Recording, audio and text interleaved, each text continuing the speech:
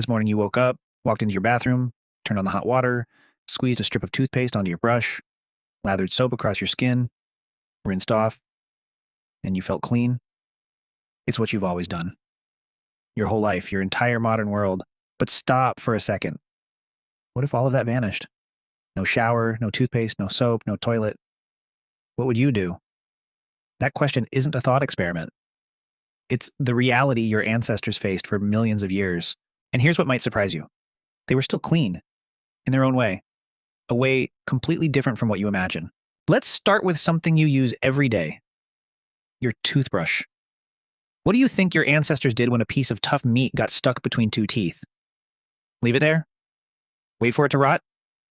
They didn't. In 2013, a research team led by Marina Lozano at the Institut Català de Paleoecologia Humana e Evolució Social, IPHES, published a remarkable finding in the journal PLOS ONE. At Cova Foradà Cave in Valencia, Spain, they found an upper jaw of a Neanderthal, about 50,000 to 150,000 years old. On two of those teeth, a premolar and a first molar, there were distinct grooves. Not wear from chewing. Not from impact. These were toothpick grooves. But here's what's interesting. Those grooves weren't just for removing food scraps. Marina Lozano and her team discovered that this Neanderthal had periodontal disease, severe gum inflammation. They were using toothpicks not just to clean their teeth, but to relieve pain. Can you picture it?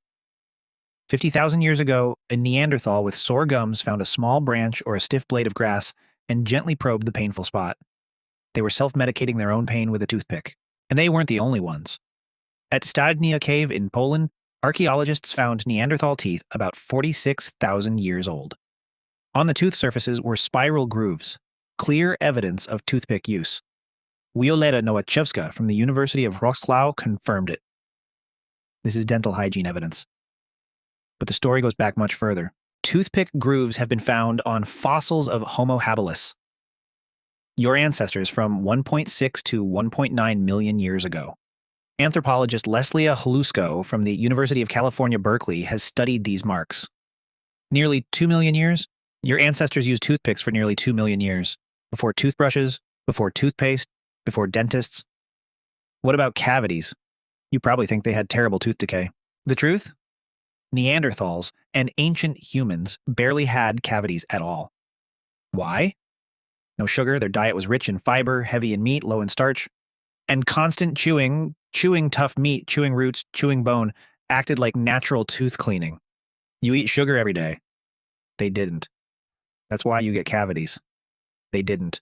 Now, let's talk about your body. You shower every day? Maybe twice. Hot water, scented soap, shampoo. Your hunter-gatherer ancestors didn't bathe daily. But they were still clean. How? One way. Sand. You could use sand to scrub your body.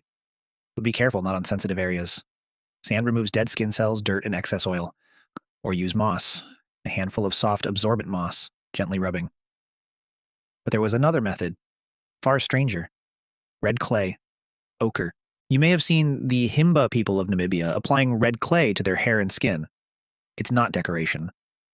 It's sunscreen. And it's a disinfectant. In 2016, scientist Helmut Tributsch published a study on ochre's properties. Under sunlight, ochre produces powerful chemicals that can kill bacteria and viruses. It also breaks down odor-causing organic compounds into neutral carbon dioxide gas. Essentially, ochre in sunlight can disinfect your skin and eliminate body odor. That's a massive advantage for a nomadic hunter. If you're stalking a deer, you don't want it to smell you. Ochre makes you odorless. Your ancestors used ochre since prehistoric times, not just to paint cave walls, but to clean their bodies. And there was another method, animal fat. They smear fat from bears, deer, or other animals onto their skin and hair. Fat moisturizes the skin, creates a protective layer against harsh weather. And when you're living in a world without moisturizer, it's your best option. Then there was dry grooming, just like monkeys and chimpanzees still do. They used their hands, and sometimes bone combs, to remove dirt and parasites. Archaeologists have found bone combs from the Stone Age, among the earliest personal hygiene tools of humanity. Now, let's talk about soap. You think soap is a modern invention? Not quite. Around 3000 BC, 5,000 years ago, the Sumerians had a recipe. They heated a mixture of oil and wood ash. That chemical reaction, recorded on a clay tablet, is the earliest chemical reaction ever documented by humans. But what did they use it for? Washing wool and fabric. Sumerian priests also used ash and water to purify themselves before sacred rituals. Another clay tablet from Babylon, Ngdodi from the Dynasty, reads, "With water I cleanse myself, with soda I clean myself, with oil from the basin I beautify myself." The ancient Egyptians also had a soap-like paste to treat skin diseases, and the Gauls, ancestors of the French, made soap from animal fat and wood ash. Archaeologists found a 1700-year-old soap factory in Pompeii, so soap isn't new. But here's the truth. For most of human history, soap wasn't used for bathing. It was used for washing clothes. Your ancestors bathed with water, with sand, with ochre. They didn't need soap for their skin. Now, let's talk about a subject you probably don't want to think about: toilets. How your ancestors went to the bathroom. In the hunter-gatherer era, there was no problem. 10,000 years ago, only about 5 million people existed on the entire Earth. When you needed to go, you went. In the bushes, on the grasslands. Nature absorbed your waste. But when humans settled down, everything changed. At Çatalhöyük, a Neolithic settlement in Turkey, occupied from 7,100 to 5,700 BC, about 8,000 people lived in a small area. Houses were built right next to each other. No streets. People walked across rooftops. And the waste? Archaeologists discovered that Çatalhöyük residents either defecated in middens, garbage dumps, or carried their feces there in pots or baskets. Sounds hygienic. Not really. The middens and animal pens were right next to the houses. The air smelled. Flies and parasites thrived. Human feces and animal feces contain worm eggs. Researchers found the earliest evidence of intestinal parasite infection at Çatalhöyük. The health of the inhabitants was severely compromised. That was the price of settlement. When you live with thousands of others, waste becomes a problem. When you live in a small nomadic group of 30, you don't face that issue. Later, civilizations did better. The Babylonians had cesspits by about 4000 BC. The Maya also had waste management systems.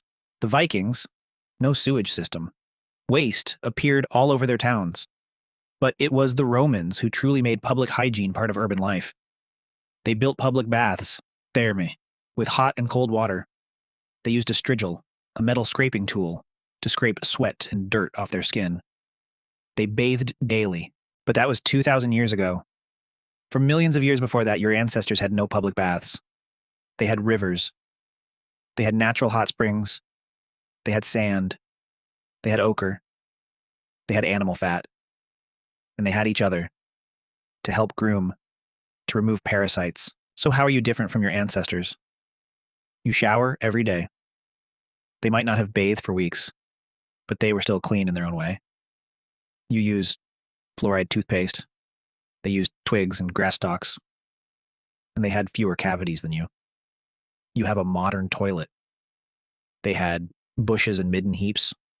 But when you live in a small group, you don't produce enough waste to spread disease. You worry about bacteria and viruses. They didn't know about bacteria, but they knew that ochre and sunlight made them less sick. You have scented soap. They had bear fat and ash. And they invented soap 5,000 years ago. Here's the final thing you need to understand. Hygiene isn't a modern invention. It's a survival instinct hardwired into your DNA. When you can, you clean yourself. When you can't, you find another way. Your ancestors lived in a world without bathrooms, without toothpaste, without soap. And they still survived. They still stayed healthy. They still reproduced. They still passed their DNA down to you. So here's a question for you. If you were abandoned in the woods tomorrow, no toothpaste, no soap, no toilet, could you survive the way your ancestors did for millions of years? You probably don't want to think about that. But remember this. They did it. And a part of them is still in you.